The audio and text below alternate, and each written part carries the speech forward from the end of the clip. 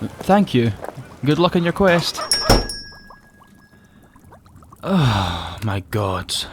It's finally over. But they were a nice adventuring party. With all the supplies they bought, I think I could technically stop working until the end of the month. Had I lived alone. Well, I suppose before I call it a day, I should check what supplies I have left.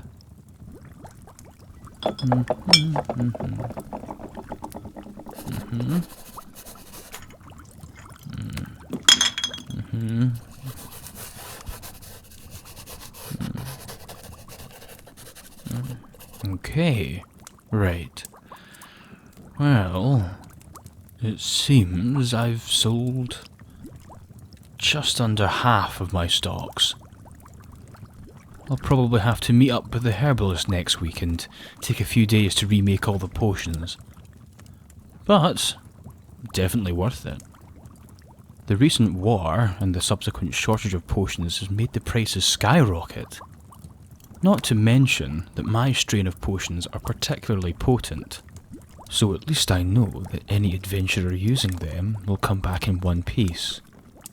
Unlike a certain failed adventurer turned shop assistant that I know. Wait, speaking of them, it's far too calm right now.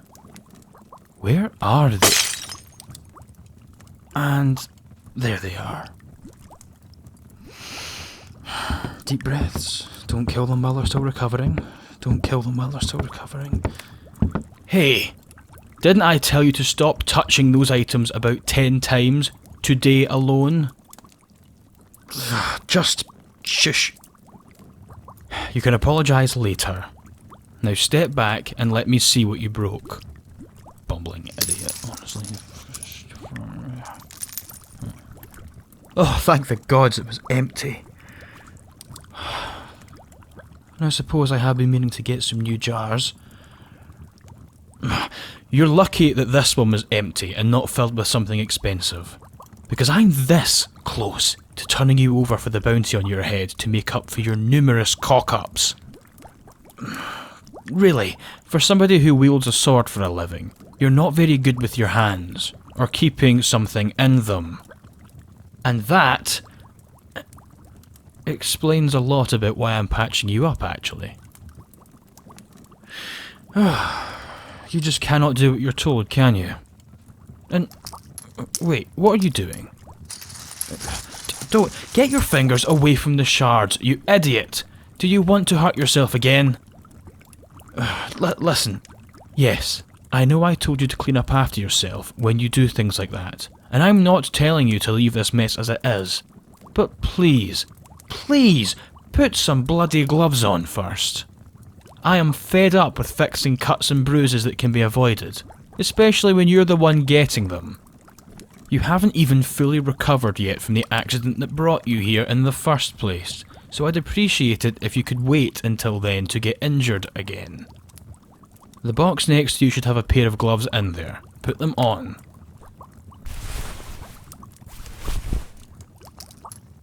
So, since I'm fairly certain that I can't get any lower an opinion of you, you might as well tell me. What were you doing near the jars anyway? Honestly, I should have known better than to expect you to listen to me when I told you to stay put. You were bored and wanted to make yourself useful. You know, I'd hardly call pushing items off the shelves useful. And besides, I've told you, I will give you actual tasks when I know you don't risk reopening your wound. And in the meantime, you can help me more by staying on your mattress, not drawing attention to yourself, and actually letting the healing process do its thing. The last thing I need is the guards coming in here, spotting your face from the wanted posters, and dragging you kicking, screaming and bleeding through my shop to the horrified glance of every customer within shouting or seeing distance. Yes, I know that you're tired of not doing anything. Oh, the tragedy, how the heart bleeds for you, you poor, poor soul. Why yes, that was sarcasm, because I am tired of having to deal with your ass moping around and making a mess every time you breathe next to something, all the while managing my shop during the busiest season of the year. But do you see me complaining? Do you see me whining about how hard things are? No! Because I am not a petulant child. Hey, I see those eyes rolling, you ungrateful little... whatever. Just clean up your mess so we can move past this conversation and I can go back to earning money to feed your ungrateful mouth. By the gods. And if you're truly bored, you can dust the place for me. I haven't had a free minute to do it lately, and the shop is in dire need of a good once-over. That shouldn't be too hard for you, right? And I won't have to worry about you getting another injury. Because what kind of idiot hurts themselves that badly while cleaning with a blunt object? Actually, I take it back. You somehow would. Probably. You most likely will. So just be careful. Alright? No, I'm not really mad about the broken jar. They're easily replaceable. You, on the other hand, are not. No matter how strongly you seem to believe you are. Now go and clean before someone walks on the glass. It's a pain to get the shards out of a wound or blood from the floor. Trust me, I know. You aren't the first idiot I've had to nurse back to health. But anyway, we're burning daylight and losing money by standing around and having idle chatter. Come on, let's get back to work. Did you hear me? I said, let's get back to work. Hello, Earth to Idiot. Look at me. Hey. Are you okay? You're kinda just staring off into space. Not to say it's the first time your eyes look as empty as your skull, but this looks different somehow. It feels different. And you're looking rather pale. Oh no, this definitely isn't good. Just come over here, you idiot. Let me feel your forehead. I hope for both of our sakes that you're just pretending to get out of work. By the gods, you're burning up. Okay, don't move. I'm going to remove the bandage from your wound. I've got a bad feeling about this, but I hope I'm wrong. Just as I thought. It's infected. But how? The potions I gave you should have prevented that. And you said you felt fine, didn't you? I thought we had it under control. How did I not notice that? What? What do you mean that you stopped drinking the potions? Why in the world would you do that? You felt fine, and you didn't want to waste more medicine on yourself. Ugh, you idiot! The whole reason you felt better was because you took the treatments. I knew you had the IQ of a jellyfish, but this is a new low, even for you. Don't waste your strength apologising now. I'll yell at you more when I know you're going to make it. Until then... Oh, hey, look at me. Keep those eyes open, you bloody idiot. I'm not wasting all those potions for you to just pop your clogs on my floor. Look at me. Stay with me. Look at me. Don't go into the light. I know you're like a bloody moth, but don't go into the light.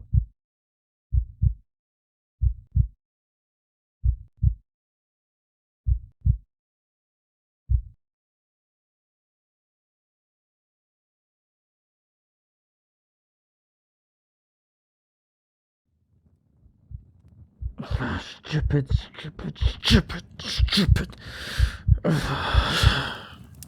How could I not have noticed? There's no way they were sneaky enough to have hidden the full bottles from me this entire time.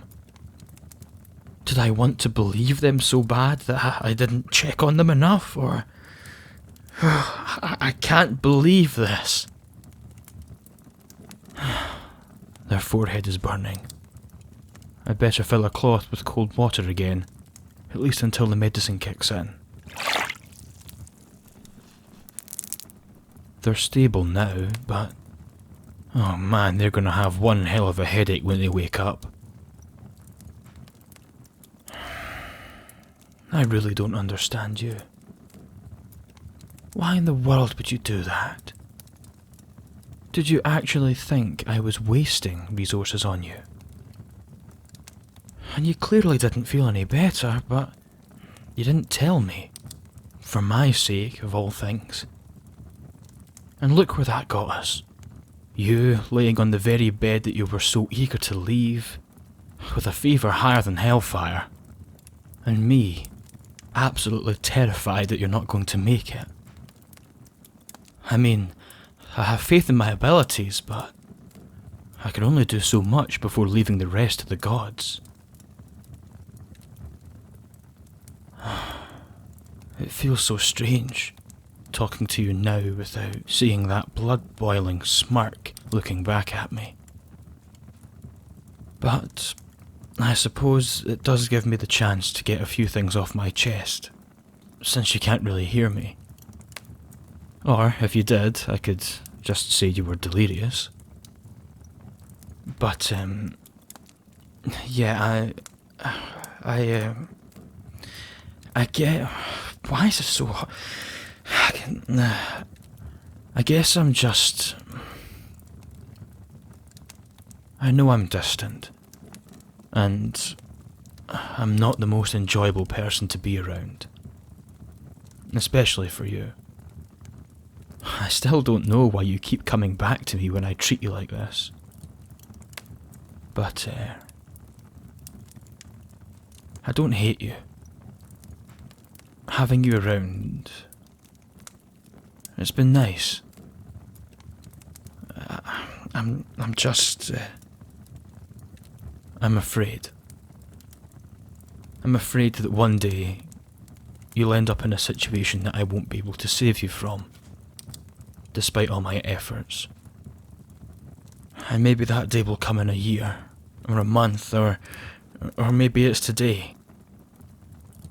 But whenever it is, it'll be my fault.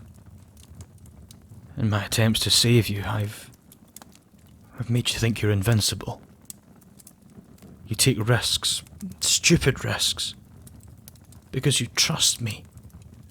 Because you trust that when you come to me, I'll make it all better. And do you know how selfish that is? How much stress that puts on someone? To have another person's life in your hands all the time. I don't want you to die, but it always happens eventually. And I knew that from the first moment that you hobbled into my shop. And I told myself I had to prepare for it. But I ended up getting far too attached to you anyway. So I tried a different approach. I thought that if I could drive you away before I started caring too much, it would be fine. If I could drive you away and stop enabling you, stop saving you, that maybe you would understand that you aren't immortal. And maybe I could save you from your own stupidity. And so that's what I did. I started trying to drive you away from me to save you. I just had to make myself unlikable enough for you to leave me alone. Well, that did not work. You still kept coming back. And then I started worrying to death when you took too long to do so. I hate seeing people in pain, especially you now, and it doesn't help that you keep ending up in these impossible situations and getting hurt one way or another. Seriously, I don't know how you do it. I'm almost impressed at your self-destructive capabilities. I had to go and pick the most reckless one to like. Out of all of my customers, it had to be the one that's made of bloody glass. And another thing. Yes, as you're so quick to point out, I may have a slight temper, but when you find a dumb way to injure yourself every time I take my eyes off you for a minute, can you really blame me? No, of course you can't. Because you're passed out. And I'm talking to myself. Maybe I'm coming down with a fever as well. Still, at least you're not causing any trouble when you're asleep like this. And since you can't hear me, I suppose there's no harm in admitting that you do look rather cute when you're sleeping so peacefully. I think this is the first time I've seen you look truly peaceful in forever, and you're smiling at me. I can, don't you dare laugh at me, you... Have you really been awake this whole time? How much of this did you hear? Great, that's just fantastic. That's really fantastic. You're going to be insufferable, aren't you? You're going to be utterly, utterly insufferable until the end of time. Or until the next creature you anger gets the best of you. Which hopefully is soon. And now I can't even threaten you to get you to behave, because that's not going to sound believable anymore. Oh, this is perfect. This is just perfect. You know what? You're stable, you're okay, so I'm going to go and appreciate the last moments of peace I'll ever have with you around. So for the love of all that is holy, go back to sleep.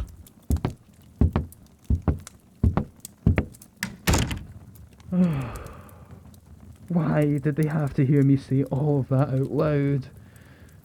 I didn't think the universe hated me that much. But maybe they'll be a little bit more careful from now on. Oh, who am I kidding? Of course they won't. Oh God, I'm gonna be stuck with them forever!